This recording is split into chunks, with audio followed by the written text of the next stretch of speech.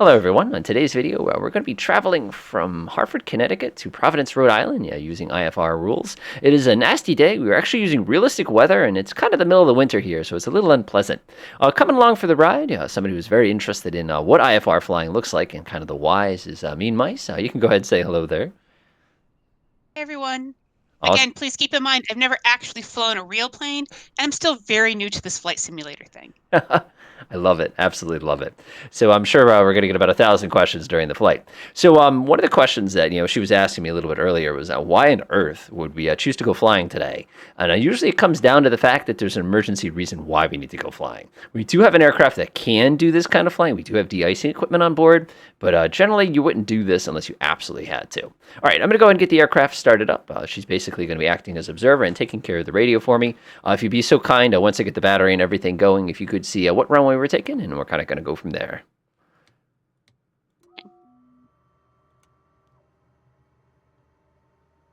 So I assume I start by tuning into ground services? Is there one for ATIS? Yes. Okay, you just turn that one in and just kind of let me know what they say.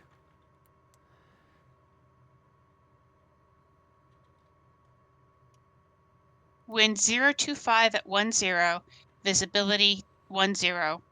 Sky condition, few clouds at 600 feet, few clouds at 4,100 feet, few clouds at 11,800 feet, temperature -2, dew point 10, altimeter 30.25, visual runway 2 in use, landing and departure runway 2, Okay. VFR aircraft say direction of flight, all aircraft read back hold short instructions, advise controller on initial contact, you have India.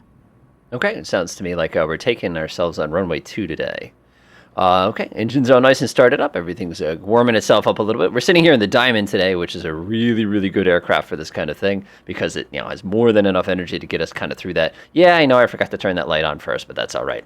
Would you be able to give us directions to get us down to runway 2? Sure, if you can tell me where we are. Okay, we are currently sitting in the northwest corner. I believe this is General Aviation Parking 1. So as far northwest as you can possibly get, that's going to be us kind of chilling there.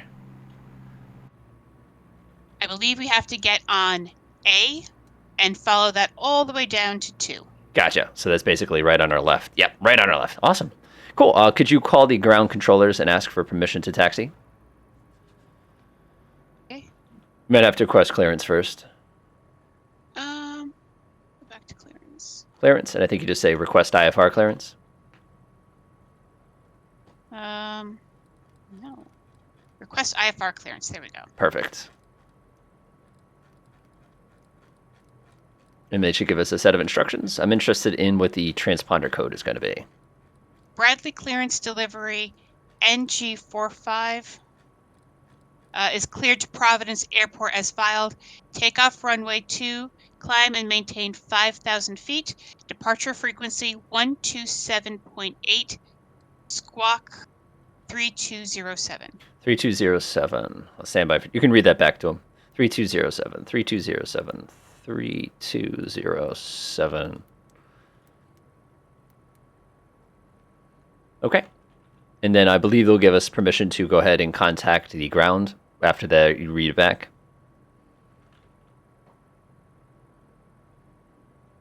Contact ground on 121.6. All right. Feel free to contact ground.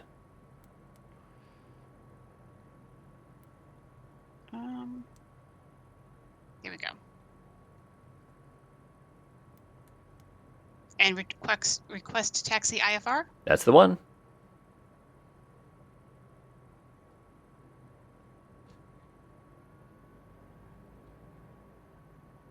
Turn the heat on a little bit because it's kind of chilly. Taxi 2 and hold short of runway 2 using taxi A crossway runway 29 Alpha. Contact tower on 119.6 when ready. All right. You can read it back and we'll be on our way. 119.6 you said? Yes. Copy. All right. We're going to go get moving.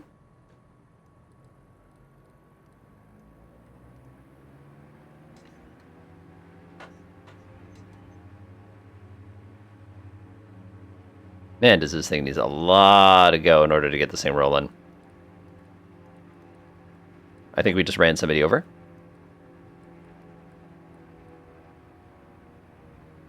So I changed my avatar, and now the voice is different, and she's not as good as the other voice. I hate it when that happens. She's gonna come spin around. Actually, this is the helipad. Ah, we've missed Alpha! Well, in the real world, we've just forfeited our pilot's license, but shame on me, because I'm the one who's supposed to be not getting us lost here. Well, I mean, you kind of have to go over the helipad to get to Alpha, so Yeah, you're not too far I mean, off. technically we didn't go into the grass, so I'm like not that concerned with it. Oh, okie dokie. Sorry about that. So what do you think of the Diamond 62 compared to the aircraft that we've flown a couple times in the past? This is fancy. You have no idea how expensive these airplanes are. Now, for the folks at home, again, we're taking a trip over from Hartford all the way over to PVD using our instrument flight rules. This is actual live weather with live everything. So, again, as we run into things, it's going to be kind of interesting for us on this flight. Now, you said Alpha, correct? Yes. All right, so we actually got to skip. We're going to go zing around here because I think we were on the parallel taxiway there. There we go. Come swinging around this way. Now, you mentioned to me earlier that they have a grass strip. Do they clean off the grass strip during the winter or anything like that? I guess the only way you're really going to use a grass runway is if you're going to be doing skis. I think the problem with grass is like if you try to get like a big snowplow around it, it'd probably dig it up really, really, really bad. Although I think in some places you can actually compact the snow and use that for something to land on. For Hartford itself, I think you can only use the grass runway during the summer because during the spring it becomes a mud pit. And obviously, our very expensive $1 million airplane here, we wouldn't want to be driving that through mud if we didn't have to. Just kind of zipping along here. I wonder what book the air traffic controller is reading today. Hartford does not get that much activity. Usually it's all the folks over from Hartford itself. It's the insurance capital of the world, so there's a lot of big wigs with all their private jets and private helicopters and everything usually coming in and out of here. Generally, little stuff like this isn't going to be operating too much from here. Now, one thing you said in the instructions is they gave us permission to cross 1-1, correct?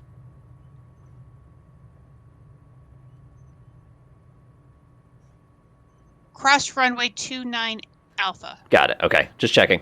Because one of the reasons we just paused there is we're about to cross a runway. Generally, you're not supposed to cross those unless they specifically tell you to, which you'll get a lot of times at like the really, really big airports is they'll actually specify hold short of it. And then you have to call them back and say, hey, I'm holding short. Can I go? Kind of a thing like that. Okay, feel free to contact the tower frequency.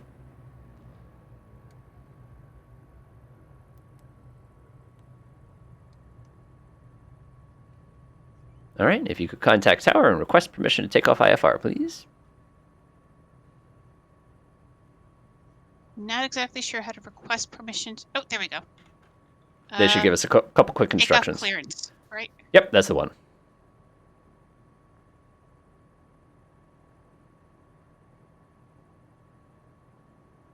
Cleared for takeoff runway 2. Cleared for 2. You can read it back to them, and we're going to be on our way. I'm amazed how much rolling resistance this aircraft has. It just does not feel right. In the real world, of course, whenever you are going to be doing any sort of operations where there's snow and slush, please don't put your flaps down until you get to the runway, because you'll accumulate nasty things in nasty places otherwise. All right, I assume you've read it back? Yes. All right, here we go. Check the approach. Approach is clear. Going to go ahead and swing us around here. Do our lights, camera, action. Landing light is set. Transponder is set. Everything is good to go. Here we go.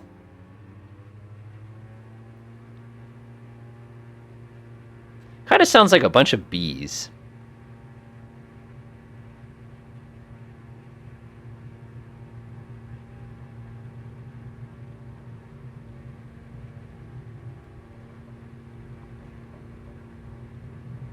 Here we go.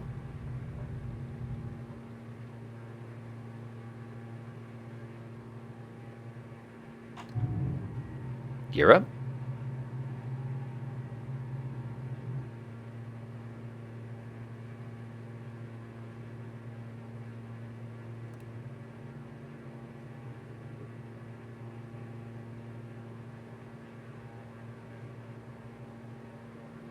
Alrighty, are they calling us? No. Copy.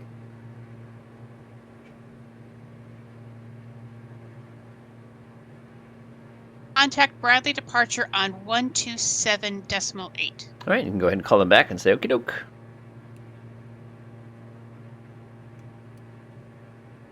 All right, we're going to go flip on the anti-icing. And then I suppose tune into that, Bradley? Yes, please. All right, since we're going to be trying through potentially icing conditions, this is a very short cloud layer. We're basically going to pow through it as aggressively as we possibly can. So I'm going to build up basically use full power to kind of get us going here. What we're doing now is we're basically proceeding down to try to intercept the NDB, I should say the VOR, NDB's force of habit there. And we're using traditional techniques here, even though we do have a backup kind of display with the GPS over there on the side. Whoops. Do I need to contact Bradley departure? Yes, please. All right, we are slightly off to the side, but that's all right. I'm going to come swing myself a little bit. Now, the interesting thing here that you can see is where the VOR says I need to be versus where the GPS says I need to be does not coincide. Our GPS is actually kind of rounding off that corner a little bit, so it's not cheating, but it's a little sketchy. They came back and said continue to HFD as planned, altimeter 30.25. 3025, cross-checked. Awesome. Okay, we're on our way. So we're going to go ahead and climb up to 5,000 feet, which is what they cleared us to, which is kind of annoying because I really want to get through this cloud. How's your visibility there, by the way? I was about to ask, is this all ice on the windows? Yeah, if you see any little white stuff kind of appearing in front of you, that's ice. If you actually look out on your wingtip in the front of the propeller, you're going to see these little bits of white frost start to appear. The good news is if we can get through this cloud quick enough, the sun can do that for us. I have flipped on the anti-icing pump, which is this little technique over here. We've, of course, got our backup system, our pitot all going, and everything's looking pretty solid right now. And I even did you a favor and turned on the heat inside the cabin. So that'll be kind of nice, because that's going to get a little cold pretty quick. Now, if you start seeing a little crunk, clunk, punk, drap, clunk, that kind of a sound, don't panic too much. That's just stuff coming off the propeller and hitting the wing. Okay, could you check real quickly what our course is once we get to Hartford VOR? We're looking for, it's going to be like 97 degrees or like 110 degrees, 112, something like that, I think it is. Very good question. So that's off of this map, right? That is off the chart, yeah.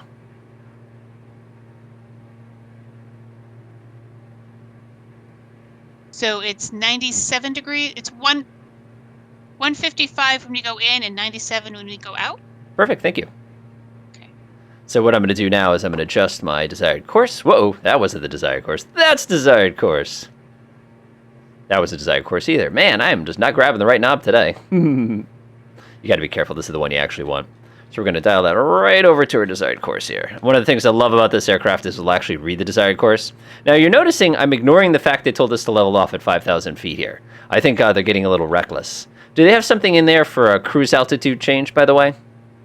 You can request an increase or a decrease. Could you ask them for a 2,000-foot increase, please?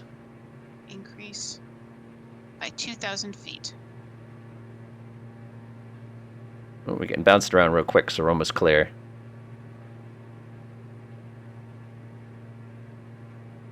Did they say yes? Did they say no? Climb and maintain 7,000 feet. Perfect. Thank you so much. It's like, come on, guys. We're trying to get out of the ice. We're not trying to fly into the thickest part of the ice. Ah, take a look out your window.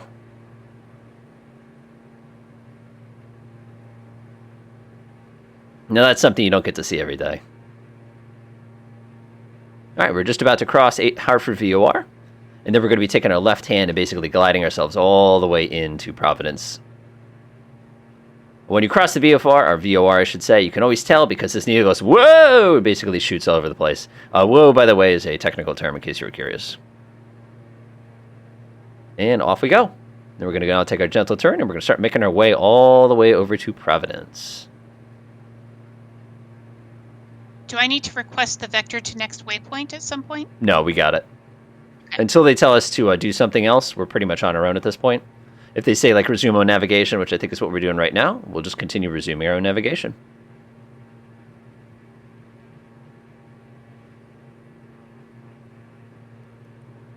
Can you request 9,000 from them? Just give them another 2,000-foot increase. Keep in mind, in the real world, you have to stop at that altitude before you can ask that question. Are they going to let us have 9,000? I'm waiting. Got it. Yes, climb and maintain 9,000 feet. Excellent. Yeah, there it is. What do you think of that?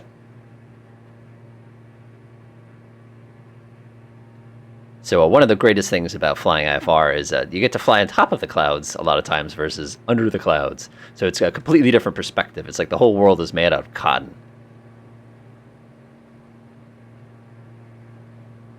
Swing ourselves to the left a little bit here. And I think we are in good shape. Now, we couldn't have asked for 8,000, even though we're clear of the clouds, because of the fact that 8,000 is going to be an even altitude, and since we're flying under IFR rules, we have to proceed direct on odd altitudes when we're proceeding to the east. So that's kind of a bummer on our part. So are they even altitudes when you're going west? Exactly.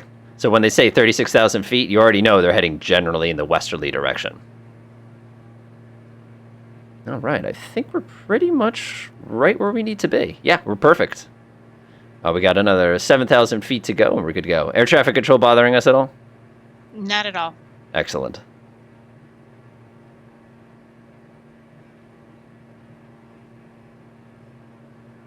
Interesting. I just pressed the synchronize button, and for some reason the needle came all the way around. That's a little weird. Usually when you press that, it takes whatever heading you're currently on. Oh, I see what it did. So basically what it did when I pressed the synchronize button is it went ahead and said, what gets me back to the station? Because we're actually running from the station right now. We're not heading towards it. There we go. Now we're back on course. And we just crossed our 9,000 feet. All right. Any questions so far? So there's VFR, which is visual, IFR, which is instrument, and GPS. So great question. So IFR is basically mean you're using instrument references to navigate. GPS is an instrument that we can use to navigate when flying IFR. So why would you use IFR instead of GPS? Well, the first thing would be that you can't get a good ground reference. I mean, the GPS itself, you can use a GPS anytime, but you're confusing visual flight rules with instrument flight rules. Visual flight rules means we're using the ground in order to determine where we need to go. That doesn't mean you can't use the GPS to help back you up, but technically you're still only using the ground to determine that you're in the right spot. Now, under instrument rules, we can use the GPS as our sole navigational instrument, so we don't have to use the ground in any which way whatsoever in order to safely get to our destination.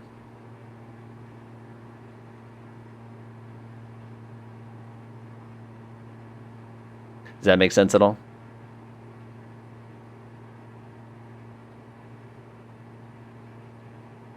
So it seems like it's a little bit, you're less likely to get lost if you're using the IFR instead of the VFR. Is that Absolutely. correct? Absolutely. Okay. Now you gave me this fun little map that has all these different lines on it. What's the difference between the black lines and the blue lines? Okay, so you're probably looking at a navigational chart. So in the old days, we didn't have GPS to get around. We basically had VOR stations and NDB stations. So what they did in the early days is you had to make sure, well, no matter what you were doing, that you could always get a good signal from one of those stations. So what would happen is you try to fly up to like 5,000 or 6,000 feet, and as long as you were along one of those lines and you were at a minimum altitude, theoretically you should always be able to get a good signal to that station so that you could safely navigate. So, of course, fast forward a few years and we have this GPS technology, which is incredible because it basically gives you the ability to navigate almost like magic. You can navigate anywhere. So because of that, they said, hey, we don't need to make sure that these are visible through mountains and stuff like that. So what they did is they went ahead and changed everything so that you could go ahead and basically do it directly. And because of that, you got the blue ones, which are the little ones that's like T2000 or 200 or something. And then you got the regular ones, which are what they call the Victor Airways. Of course, if you go up to high altitude, this rules kind of changes a bit. They change a little bit because obviously jets are a lot faster and they need to be able to see a lot further than we do. You know, when we're down here chilling at 9,000 feet, we don't really have the most horizon here. Yeah, it's 9,000 feet, which gets us a what? 75, 80 mile horizon essentially. So anything past that. For just 1 second. Sure. They handed us off Boston Center on 124.85. Thank you. I'll go ahead and contact them. Yes, please, because they're going to be setting us up for a landing in a second.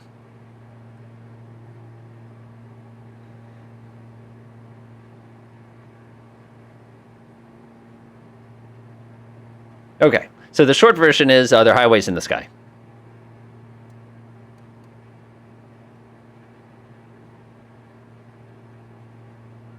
We are to continue as planned, altimeter 30.23. Copy. Cross-checked. Okay. So basically right now, we're proceeding direct. We're still using Hartford VOR in order to navigate ourselves.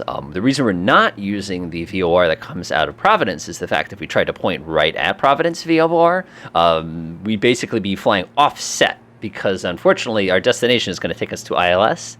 So in order to line up with that properly, we have to basically pick the right highway to get there, if that makes any sense. Okay, did you have any other questions, or was that just kind of your general idea there? Well, now I'm looking at your GPS and I see you're not on that line. Are you supposed to be on that line, or is next to the line okay? So I'm using the VOR. The VOR is considered accurate within 4 degrees.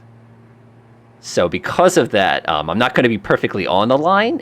I'm going to be close, but mathematically, and again, the way you get the propagation of a radio signal, that's going to constantly be shifting. So you're kind of taking an average, if that makes sense.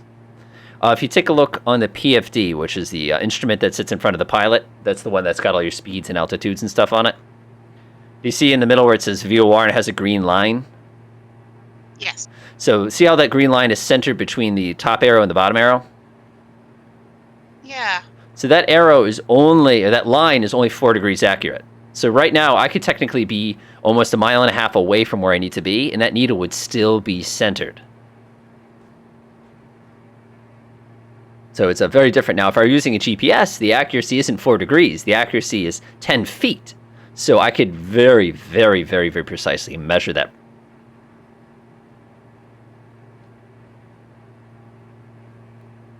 So again, that's an excellent question. So what I'm going to do now real quickly is I want to find out how far away I am from Providence. So what I'm actually going to do is dial in the VOR over in Providence and then use my DME to basically go ahead and determine that real quickly. Whoop. Nav1, I don't want Nav1, I want Nav2. There we go. So I can see that I'm exactly 29 nautical miles away from Providence right now. Again, using that technology, which is awesome. Now, if I had a GPS, it's magic, basically. Now, one of the things you're going to run into in the real world is this radio signal that gives us where we need to be changes. So even though this needle is beautifully centered right now, it could constantly be shifting a little to the left, it could be shifting a little bit to the right. And of course, you're putting up with wind right now, which for us, I think the wind is coming out of... Yeah, the wind is actually behind us. So if you were to look out kind of our back right corner, that's where the wind's actually pushing us from. So I actually have to stick the nose of the plane towards that wind to compensate for all of that that's hitting us right now. Oh, they just said descend and maintain 2,100 feet. Expect ILS runway 5 approach via Lafay transition. Cleared to Lafay NG451. Excellent. Okay, you can read that back to them. All right, so now we're going to begin our descent. So what's going to happen now is we're basically going to try to fly ourselves all the way down. I'll go ahead and use the display on the right to show the folks at home. Basically, we're going to fly down to Lafay. This is going to be the initial point here. We're going to zip over to user. I believe this is called Cutesy Waypoint, if I remember correctly. I actually don't remember the name of that one. And this is going to be our ILS approach as well. So now, are you familiar with what an ILS approach is? No, not at all. So one of the problems we have with an airplane is that the visibility is bad. We can't see the runway safely, but we still need to get onto the runway. So they developed a system where it sends us a radio signal to tell us where we need to be, both left and right, as well as up and down. So as long as we... Go ahead. No, go ahead. So yeah, so as long as we pick the right frequency and we set our instruments correctly, it will actually tell us how to fly the airplane down to the ground, just like it's telling us how to get to our next destination. Now, looking at the map, we're currently not on one of these radio lines. No, we are not on a jetway, correct. So how are you going to know when you get to the correct spot? Okay, so what I'm using is, if you look on my left display, my PFD, I have this little thing in the bottom right corner that says 24.5 nm PVD and nav2. You might have that display, you might not have that display, at least that's how I set mine up. That's telling me mathematically how far away I am from my destination because there happens to be a VOR DME at Providence. As long as I know how far that is and I know what heading I'm traveling out of Hartford, I have 2 points. So I can just work out the geography if I needed to, or the geometry, I should say. So the thing is, you're going to know you're going to hit Lafay basically when that says that you're 18 nautical miles away. If you could take a quick look for me at the top left corner of the approach for the ILS, it's going to give you a frequency. It's going to be like a 111 or a 109 or a 110 or something like that. Or which spot? For ILS runway 5.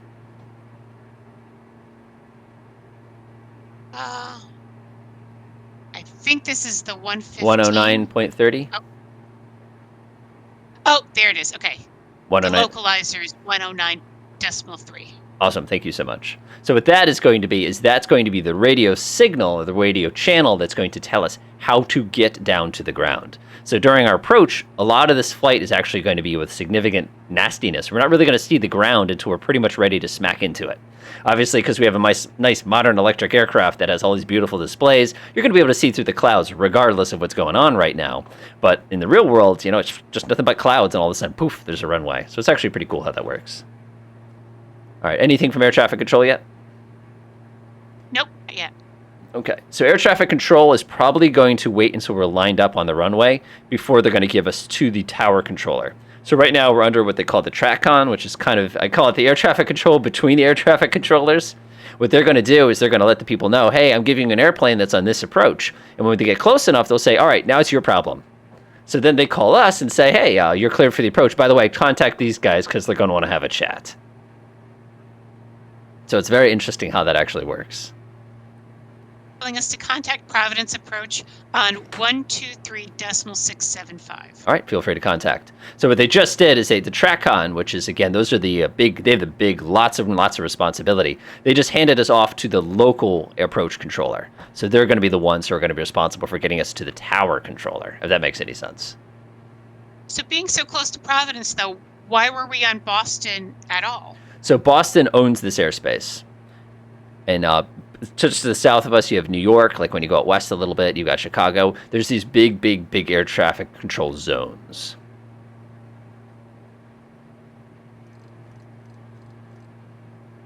All right, we're going to go ahead and swing over here. We just hit Lafay. Again, I know that I hit Lafay because I just crossed the 20 nautical mile mark there from Providence, and I'm just going to go ahead and bring myself over to our final approach course. So what I'm going to do now, and you can see this on your instruments on your left if you're watching, is I'm going to go ahead and tell the aircraft that I want to talk to that radio station from the runway itself. So I'm just going to go up here. Remember we got that 109.30 a couple moments ago? I'm going to pop over. And do you see how that needle just changed to show that the green line is now telling us that we're kind of pointing at it, but we're not perfectly lined up for it? It says lock 1 now, I believe. Maybe not. Again, I don't know how well your control synchronizes that sometimes. I see what you're talking about. Awesome. So do you see how we're pointing towards where that line is?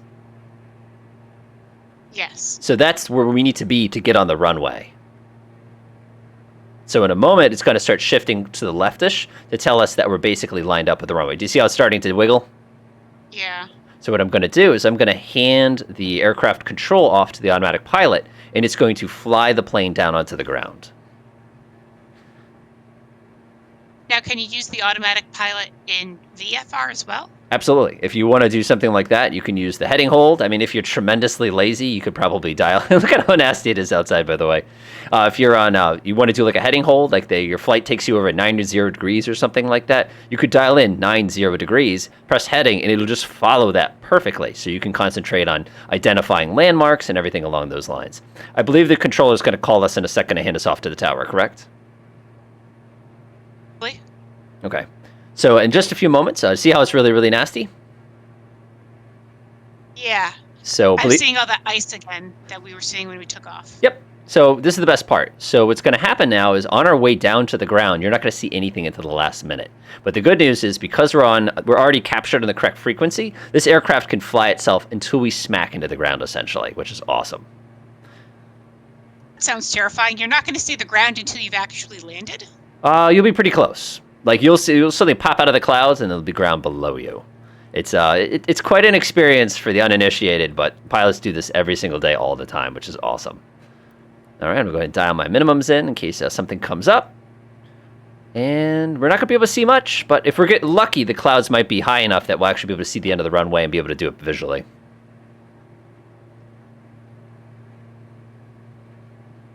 All right, we should be leveling off at 2,100 feet. That's a happy little beep for you. That's just letting you know that we're about to level off.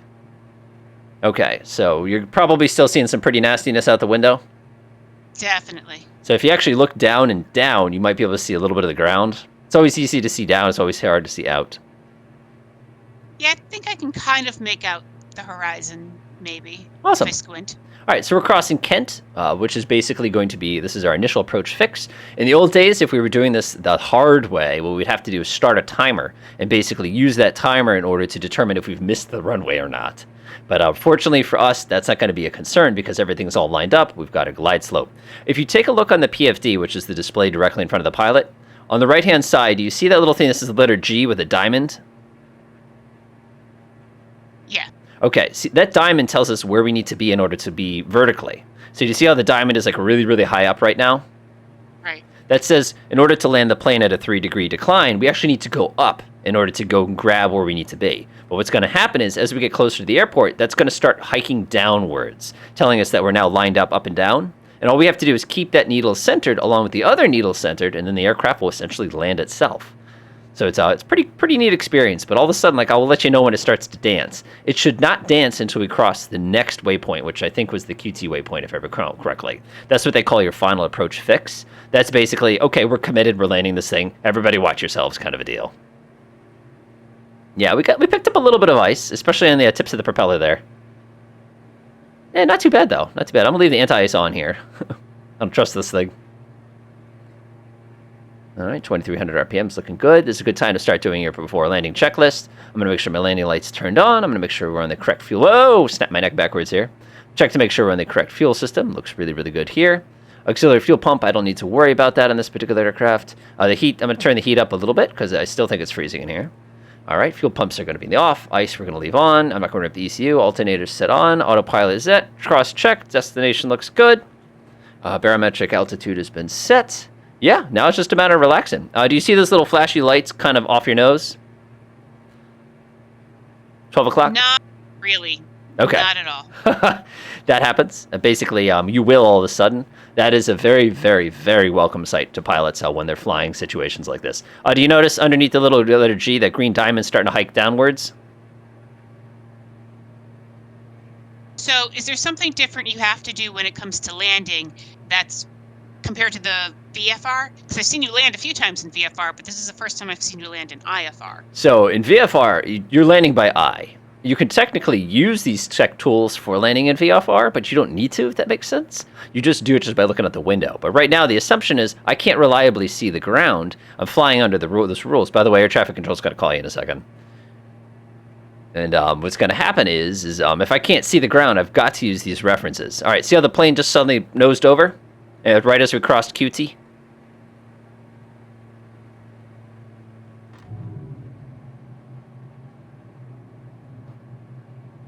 So what's happened now is the aircraft is now diving to land the plane on the ground. If you look out your nose, you're actually going to see a little flashing light. They call that the rabbit light because it's kind of like a bunny running away from us.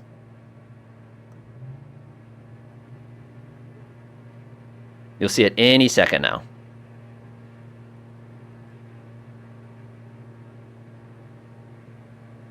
So they just said continuous planned altimeter 30.22. Okay. Do you hear that booping? Yeah. So that's called the outer marker. That tells us that we've crossed what they call our final approach fix. That means it's time to start going down. And for us, we're going down. Any second now, you'll be able to see the end of the runway. So should I report runway not in sight or runway in sight? In sight. Wait. Yep, in sight. We got it.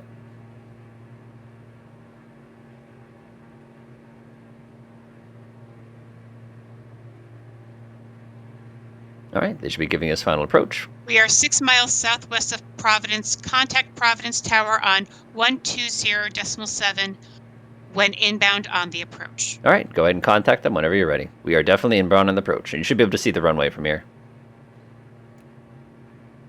Yeah, I see a lot of gray and ice. So our weather is slightly out of sync here. Okay, fine.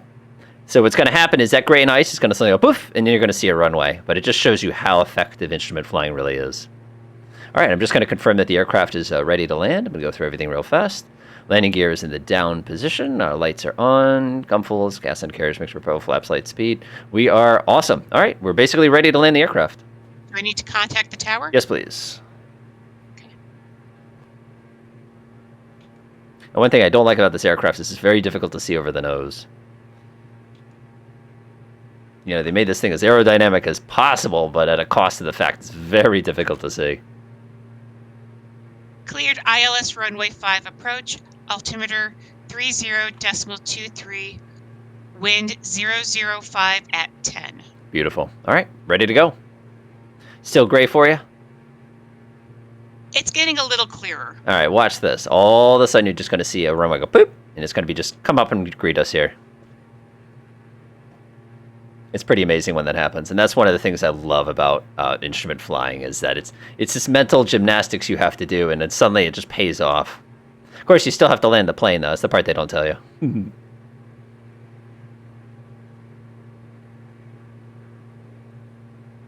All right. Once we read back that we're clear, it's just a matter of landing this thing. And runway 5. Awesome. Get a little bit of a crosswind today. It's not like a murderous crosswind like it usually is, but this is the big runway, so it does make it a little bit easier to land on. Now, the interesting thing... my screen, I see a lot of ice and a big white line, and that's all I've got. Okay. So it should clear out in just a moment for you. You got to make it interesting, right?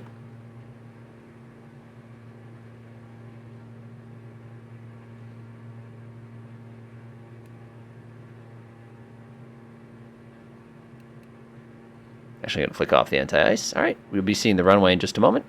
We are well under our minimum, so I'm going to disengage the automatic pilot and put this thing on the ground the old-fashioned way. Whoop, we're going to be picking up a little bit of turbulence as we start it, so don't mind the bumps. Hear that rapid beeping? Yeah, it doesn't sound good. That tells us that it's time to decide if we're going to land the plane. Hear the really, really fast one? That's the ground alert, basically beep, beep, beep.